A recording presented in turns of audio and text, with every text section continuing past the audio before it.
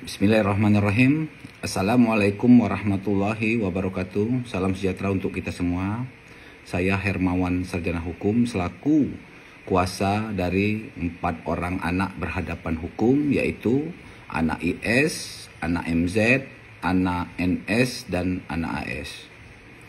Jadi perlu kami sampaikan bahwa pada tanggal 10 Oktober 2024 itu telah diputuskan oleh Majelis Hakim Pengadilan Negeri Kelas 1A Palembang, Peradilan Anak, bahwa anak IS itu dinyatakan untuk dihukum 10 tahun penjara. Sedangkan untuk 3 orang anak berhadapan hukum lainnya, yaitu anak MZ, anak NS, dan anak AS, masing-masing diberikan tindakan dalam bentuk pendidikan di LVKS, organ ilir 1 tahun. Jadi kami sebagai kuasa hukum itu sangat kecewa.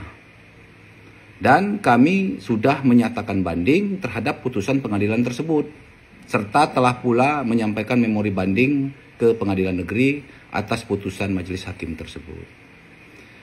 Apa yang menjadi alasan sehingga kami mengajukan banding? Itu pertama, bahwa anak tersebut, yaitu 4 orang anak berhadapan hukum tersebut, itu tidak bersalah.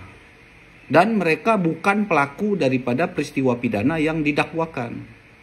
Jadi perlu kami sampaikan bahwa sebagian masyarakat mungkin tidak puas dengan putusan majelis hakim karena dirasakan bahwa putusan tersebut mungkin terlalu ringan. Bagi kami justru sangat berat untuk diterima oleh 4 orang anak berhadapan hukum tersebut. Karena mereka tidak bersalah dan mereka bukan pelaku. Bagaimana mungkin mereka yang tidak melakukan peristiwa pidana yang didakwaan tersebut harus menanggung perbuatan orang lain? Apalagi status daripada pemerkosa dan pembunuh itu akan melekat pada diri mereka masing-masing sampai anak keturunan mereka. Dan tentu akan sangat berat untuk mereka terima. Apalagi mereka masih anak-anak. Masa depan mereka juga tentu akan lebih sulit dengan menyandang status tersebut. Bahwa anak-anak tersebut tidak bersalah dan bukan pelaku itu secara tegas mereka nyatakan pada saat dilakukan cross-check akhir yang secara langsung dilakukan oleh majelis hakim kepada 4 orang anak tersebut. Jadi pada waktu cross-check akhir tersebut, 4 orang anak tersebut dengan tegas menyatakan mereka bukan pelaku daripada peristiwa pidana yang didakwakan. Kemudian apa yang menjadi alasan utama kami sehingga menyatakan banding dan mengajukan memori banding terhadap putusan majelis hakim tersebut? Itu pertama, bahwa di muka persidangan itu terbukti bahwa peristiwa pemerkosaan dan pembunuhan tersebut sangat berkaitan dengan adanya acara pertunjukan kuda kepang atau kuda lumping di lokasi yang berbeda. Di dalam pertunjukan tersebut, sesuai dengan dakwaan jaksa dan berita acara pemeriksaan di penyidik, bahwa seluruh anak saksi dan saksi-saksi yang bersangkutan, seluruh para pelaku anak berhadapan dengan hukum dan korban itu semua berada awalnya di lokasi kuda kepang. Sehingga kami harus membuktikan bahwa di lokasi tersebut apa yang terjadi. Pukul berapa saja para anak-anak saksi, pelaku dan korban tersebut ada di lokasi kuda kepang. Ini yang tidak diuraikan oleh dakwaan jaksa. Jadi di muka persidangan kami sudah ajukan bukti surat dalam bentuk print out dari tangkapan layar foto mengenai pelaksanaan pertunjukan acara tersebut. Berikut ada jam-jam di dalam foto tersebut yang dibenarkan oleh saksi yang kami hadirkan. Kemudian kami juga menghadirkan saksi pemain gendang daripada acara tersebut, bahwa terdapat fakta hukum acara kuda kepang atau kuda lumping tersebut itu dimulai di atas pukul 13.38. Dimulai dengan tarian anak-anak. Setelah tarian anak-anak lebih kurang 15-20 menit dilanjutkan dengan acara tari barong. Setelah tari barong yang berlangsung lebih kurang sekitar 30 menit dilanjutkan dengan pidato sambutan dari pemimpin kuda kepang. Setelah pidato sambutan pemimpin kuda kepang, dilanjutkan dengan pidato sambutan dari ketua RT di tempat lokasi acara pertunjukan tersebut berlangsung. Setelah artinya pidato dari ketua RT, acara dilanjutkan dengan tari dewasa ibu-ibu. Setelah tari dewasa ibu-ibu, jeda asar, dilanjutkan kemudian dengan tari dewasa laki-laki, dan terakhir pertunjukan para penari laki-laki tersebut ada yang mabuk atau kemasukan. Jadi dengan adanya susunan acara tersebut kami sudah buktikan, dan kami juga sudah buktikan pukul-pukul berapa saja terjadinya pertunjukan-pertunjukan tersebut. 13.38 tadi dimulai, di atas 13.38, lebih kurang 15-20 menit, sekitar pukul 14 sampai pukul 14.30 itu ada tari barong. Kemudian dilanjutkan sambutan dari pemimpin kuda kepang dan pemimpin dan ketua RT itu sekitar sampai pukul 14.45. Karena pukul 14.44 Pak RT pidato, itu kami ada bukti fotonya yang dibenarkan oleh saksi yang memfoto tersebut. Nah, setelah artinya itu baru terjadi pertunjukan tari dewasa ibu-ibu. Itu dulu yang harus kami jelaskan. Itu fakta yang sudah terbukti. Kemudian yang kedua, dakwaan jaksa itu di muka persidangan dan surat dakwaan itu menyampaikan bahwa seluruh anak para pelaku itu sampai di lokasi kuda kepang lebih kurang pukul 13.30. Setelah sampai di kuda kepang, mereka mendalilkan bahwa anak IS itu bertemu dengan anak N dan korban. Setelah bertemu tadi, baru anak IS dan anak korban ditinggalkan oleh anak N tadi. Anak IS dan korban itu bersama 4 orang tadi pergi menuju TKP yang pertama, yaitu di krematorium. Pukul 13.50. 13.50 mereka meninggalkan lokasi kuda kepang, kuda lumping menuju krematorium. Pukul 14.00 itu anak korban dibekap. Setelah dibekap kehilangan nyawa, baru dilakukan pemerkosaan secara bergiliran oleh 4 orang anak tersebut. Setelah itu jenazah mereka buang ke tempat pembuangan dan kembali diperkosa, yang memakan durasi waktu dari pukul 13.50 tadi, pukul 14 kehilangan nyawa, sampai pukul 14.45. Itu uraian dalil dakwaan jaksa.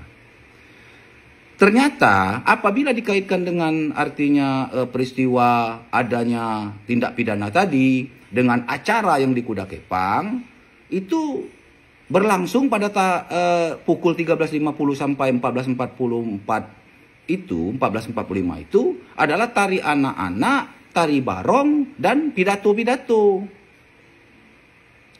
Di muka persidangan kami juga sudah ajukan bukti, saksi, bahwa ada 2 orang anak pada saat tari barong. Berarti kalau tari barong kan sekitar pukul 14.00 sampai 14.30. Itu bertemu dengan 3 anak pelaku tadi, yaitu MZ, NS, dan AS. Mereka ngobrol-ngobrol dan sempat minum es. Itu pertama. Ada saksi 2 orang.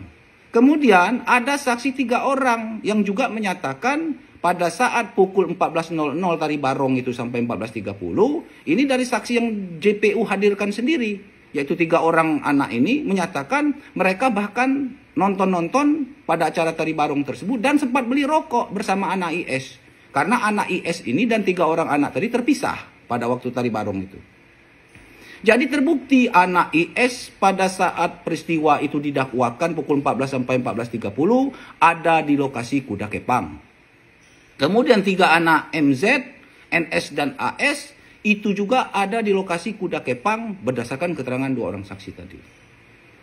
Jadi sudah terbukti, itu bukti yang pertama.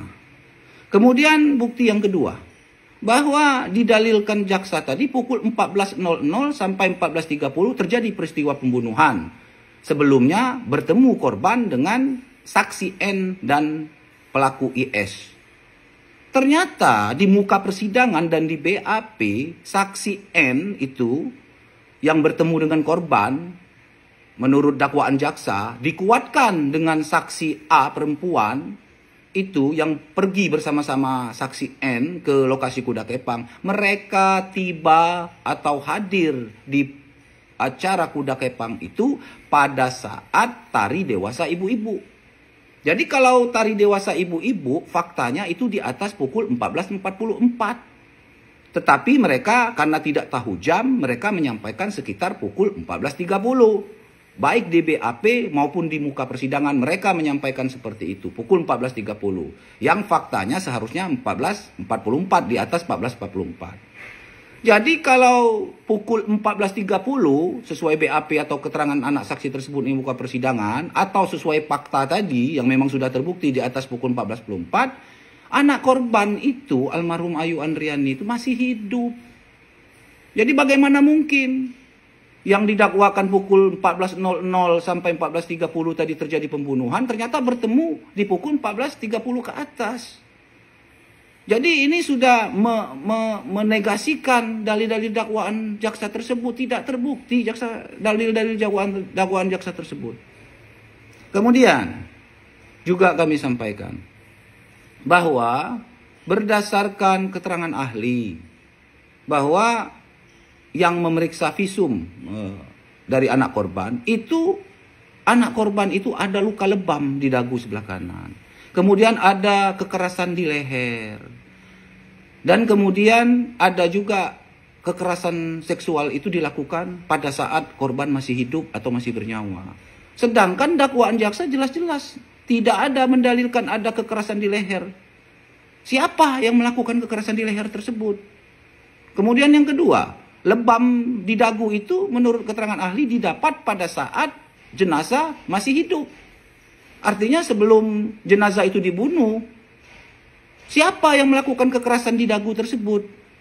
Dan terakhir, menurut jaksa, terjadinya pemerkosaan itu setelah korban dibekap, artinya setelah kehilangan nyawa. Ternyata menurut ahli itu dilakukan pada saat korban masih hidup. Lah siapa yang melakukan kekerasan itu, kekerasan seksual pada saat korban masih hidup? Itu keterangan ahli. Kemudian ada lagi keterangan ahli lab forensik itu yang menurut dakwaan jaksa bahwa sebelumnya saudara IS selaku anak berhadapan hukum itu, salah satunya itu sebelumnya pada saat mau nonton Kuda Kepang itu meminta dengan chat WA ke saksi Ani, bukan saksi A, saksi N, bahwa agar korban itu diajak untuk nonton. Ternyata setelah di pembuktian itu hanya ada pada hari 1 September tersebut, pada hari H kejadian itu hanya ada 6 chatting.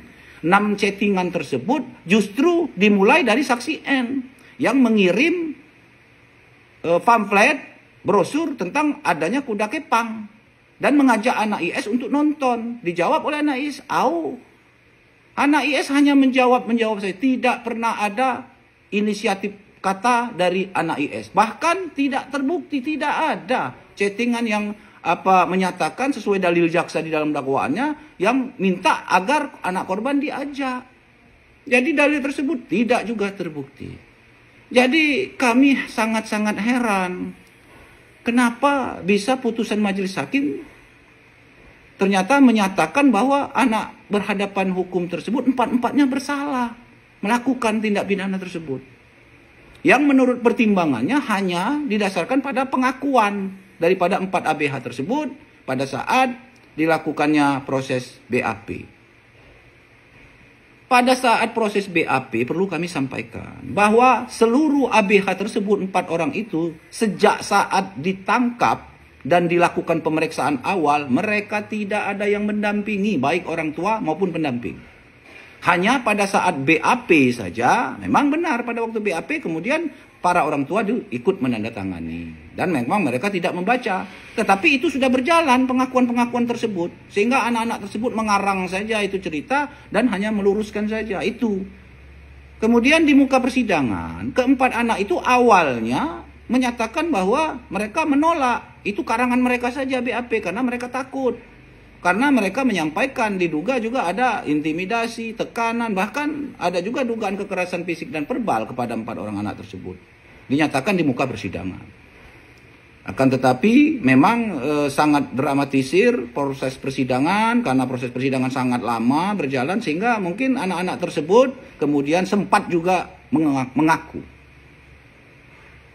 Dan ternyata setelah pemeriksaan akhir, dilakukan cross check kepada empat anak-anak tersebut, diminta lagi penegasan tentang apa sikap mereka terhadap peristiwa. Mereka ternyata semuanya mengaku tidak bersalah dan bukan pelaku dari kejahatan tersebut.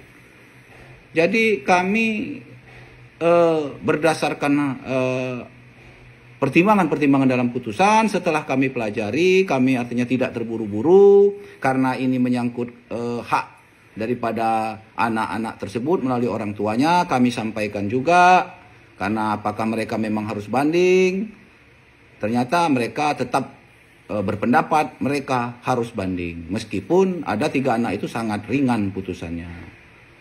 Karena memang mereka tidak bersalah, bukan soal ringan atau tidak ringan. Ini tidak ada keadilan. Kenapa bagi mereka yang tidak melakukan kok harus menanggung akibat seperti itu? Itulah beberapa dasar kami, karena ini sangat singkat kami jelaskan. Kami harapkan agar masyarakat memahami. Mohon kepada seluruh masyarakat dipahami, dipelajari, diverifikasi duduk permasalahan dari persoalan ini sehingga bisa dinilai apakah memang mereka ini patut untuk dihukum atau memang mereka ini harus dibebaskan karena memang mereka tidak bersalah dan pelaku sebenarnya itu harus ditangkap dan dihukum seberat-beratnya. Itu yang kami inginkan. Kepada keluarga korban kami mohon maaf kalau ini terus menjadi polemik. Kami sebagai kuasa hukum hanya menjalankan kewenangan, hanya menjalankan keinginan daripada anak-anak tersebut dan keluarganya. Mereka juga sama dengan korban berkepentingan untuk agar pelaku sebenarnya ini bisa terungkap. Itu. Dan tentunya kami siap juga akan mendukung korban apapun agar persoalan ini bisa terang benderang. Kepada masyarakat sekali lagi, baik kepada kawan-kawan pers, pihak-pihak yang berkepentingan, dimohon perhatian. Tolonglah 4 orang anak ini. Pelajari, pahami duduk masalahnya. Ini kira-kira alasannya. Silakan dilakukan investigasi terhadap apa yang kami jelaskan tadi. Apakah benar atau tidak. Itu saja. Jadi itu yang kami sampaikan. Apabila mungkin ada perkataan ke saya yang keliru, yang mungkin menyinggung kawan-kawan yang lain yang berkepentingan, saya mohon maaf. Kepada Allah saya mohon ampun. Semoga kita semua diberikan kesehatan, kekuatan untuk tetap memperjuangkan yang benar itu adalah benar dan yang salah itu adalah salah. Siapa lagi yang bisa berjuang untuk anak-anak dan mereka yang orang tidak punya ini? Karena 4 orang anak ini semuanya kehidupannya orang susah semua, bukan orang yang berpunya. Mereka adalah pedagang bakso keliling orang tuanya. Ada yang serabutan, ada yang hanya tukang servis AC dan kuli bangunan. Jadi mereka memang tidak mempunyai sumber daya apapun untuk memperjuangkan hak-hak mereka. Kecuali kita-kita inilah yang mungkin masih bisa artinya bersolidaritas terhadap penegakan hukum yang baik dan benar. Serta kebenaran material itu tetap harus diperjuangkan di bumi Republik Indonesia tercinta ini. Demikian, wassalamualaikum warahmatullahi wabarakatuh.